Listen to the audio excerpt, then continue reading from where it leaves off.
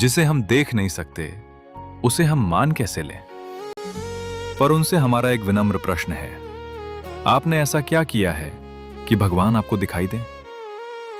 क्योंकि भगवान कोई साधारण वस्तु नहीं है कि जब चाहें उन्हें देख लिया जाए। भगवान स्वयं को उसी के सामने प्रकट करते हैं जिसका हृदय भक्ति से भरा होता है।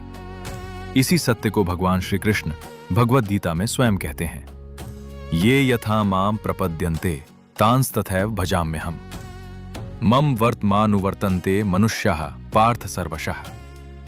जो जिस भाव से मेरी शरण आता है मैं उसी प्रकार उसे प्रत्युत्तर देता हूं। और कभी कभी अपने भक्त के निष्कपट प्रेम से प्रसन्न होकर भगवान केवल कृपा ही नहीं करते, वे स्वयं प्रकट हो जाते हैं।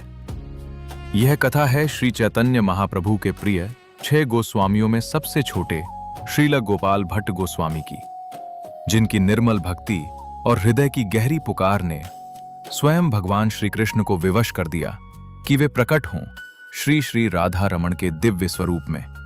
यह है श्री श्री राधा रमण जी के प्राकट्य की अद्भुत कथा।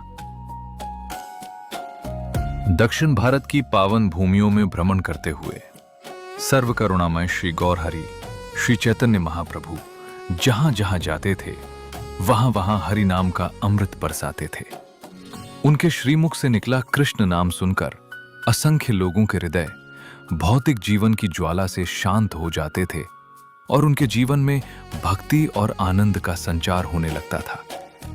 इसी प्रकार प्रेम की वर्षा करते हुए महाप्रभु कावेरी नदी के मध्य स्थित दिव्य धाम श्री रंग क्षेत्र पहुंचे।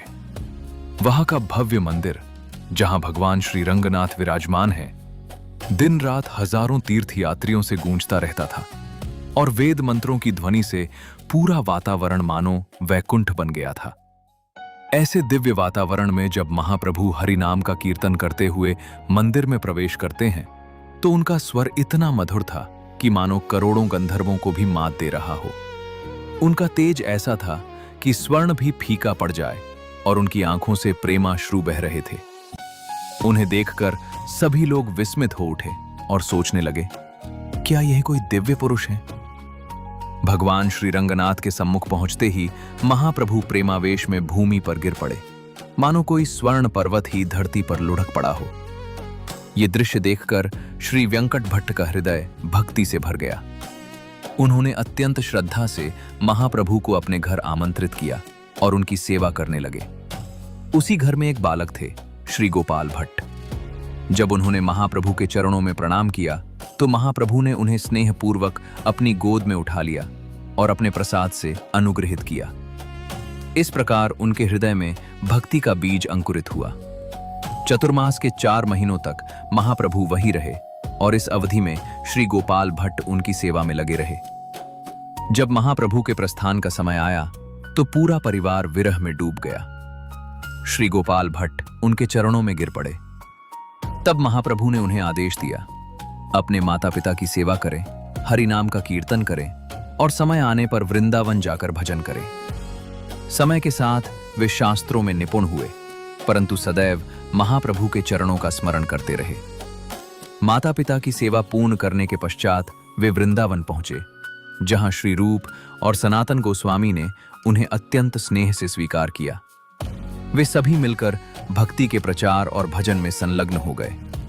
महाप्रभु ने प्रसन्न होकर उन्हें अपनी उपयोग की हुई आसन दी और वस्त्र भेजे, जिन्हें वे अत्यंत श्रद्धा से पूजते थे। महाप्रभु के अप्रकट होने के पश्चात श्री गोपाल भट्ट गोस्वामी गहन विरह में डूब गए।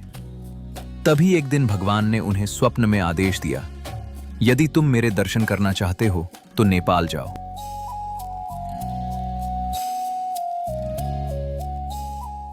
महाप्रभु के आदेश को हृदय में धारण कर वे निकल पड़े भगवान के दर्शन की ओर। नेपाल की पावन भूमि में काली गंडकी नदी के तट पर श्री गोपाल भट्ट गोस्वामी ने स्नान किया। जब उन्होंने अपना कमंडलू जल में डुबोया तो वे आश्चर्यचकित रह गए। कुछ शालिग्राम शिलाएं स्वयं उनके कमंडलू में आ गईं। उन्होंने सोचा, ये कैसे संभव है, और उन्हें पुनः नदी में प्रवाहित कर दिया। परंतु जब उन्होंने फिर से कमंडलू भरा तो वही शिलाएं पुनः उसमें आ गईं। तीसरी बार जब उन्होंने कमंडलू भरा तो उसमें 12 दिव्य शालिग्राम शिलाएं विराजमान थीं। अब वे समझ चुके थे कि ये स्वयं भगवान श्री कृष्ण की ही कृपा थी। वे उन शालिग्राम शिलाओं को लेकर वृंदावन लौट आए। जहां भी जाते उन्हें अपने साथ रखते और अत्यंत श्रद्धा से उनकी सेवा करते। एक दिन वृंदावन में एक धनी सेठ उनके दर्शन के लिए आए। श्री गोपाल भट्ट गोस्वामी की भक्ति, उनकी सरलता और उनकी सेवा को देखकर वे अत्यंत प्रभावित हुए और अपनी श्रद्धा प्रकट करने के लिए उन्होंने भगवान के लिए सुंदर वस्त्र और बहुमूल्य आभूषण अर्पित किए। परंतु एक समस्या थी। श्री गोपाल भट्ट गोस्वामी जिनकी सेवा करते थे वे शालिग्राम शिलाएं थीं, गोलाकार, सरल और अलंकरण से परे। उन्होंने विनम्रता से सेठ से कहा कि वो इन्हें किसी अन्य भगवान को अर्पित कर दे, परंतु सेठ नहीं माने। अंततः गोस्वामी ने वे वस्त्र और आभूषण रख लिए। उस दिन उनके हृदय में एक गहरी वेदना उठी। वे स्मरण करने लगे उस लीला का जब भगवान ने अपने भक्त की रक्षा के लिए स्तंभ से प्रकट होकर नरसिंह रूप धारण किया था, और उसी स्मरण में उनके हृदय से एक प्रार्थना फूट पड़ी। हे मेरे प्रभु, आप अत्यंत कृपालु हैं। आप अपने भक्तों की हर इच्छा पूर्ण करते हैं। काश मैं आपकी सेवा कर पाता आपके साकार दिव्य स्वरूप में। आपके करकमल, आपके चरण कमल, आपकी वह मधुर मुस्कान और आपकी कमल जैसी करुणामयी आंखें। यदि आप इस रूप में मेरे सामने होते तो मैं इन वस्त्रों और आभूषणों से आपकी कितनी प्रेम से, कितनी तल्लीनता से सेवा करता प्रभु। संध्या समय उन्होंने अत्यंत श्रद्धा और प्रेम से शालिग्राम शिलाओं को भोग अर्पित किया और उनकी आरती की।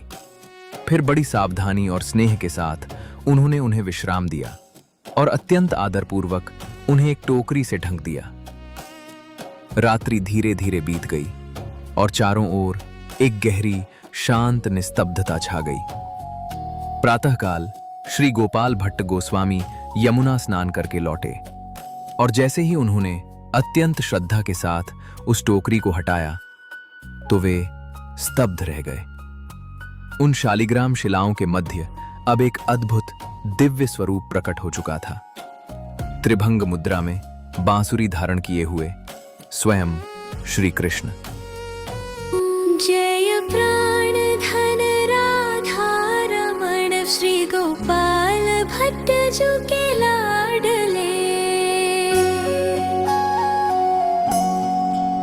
जय श्याम सुंदर अधर मुरली बजत तानन आडिले। जय प्राण धन राधा रमण श्री गोपाल भट्ट जो के लाडले। जय मोर मुकुट झुकोए माय पीतांबर राजहि। जय मकर कुंडल श्रवण झूमे गंड मंडल भ्राजहि। जय प्राण धन राधा रमण श्री गोपाल भट्ट जो के लाडले। जय बंक नयन मधुर बेणन मंद मुस्कानी मुख सजे। जय वैजयंती माल और कटि किंकणी कलधुन सजे। जय प्राण धन राधा रमण श्री गोपाल भट्ट जो के लाडले। जय कर कमल लकुटि सुरंगी नव त्रिभंगी छविल सै। जय चरण कमल ननुपुरन सुर मजरे गुण मन बसै। जय प्राण धन राधा रमण श्री गोपाल भट्ट जो के लाडले। तो अब अगर कोई आपसे पूछे, अरे भगवान को किसने देखा है, तो उन्हें श्री राधा रमन जी की ये प्राकट्य लीला जरूर भेजना और उनसे बस इतना पूछना, श्री कृष्ण तो दर्शन देने को तैयार हैं, पर क्या आप उन्हें उतने ही प्रेम से बुलाने के लिए तैयार हो? और अगर नहीं तो कम से कम वृंदावन जाकर श्री राधा रमन जी के दर्शन ही कर लो। हरे कृष्ण।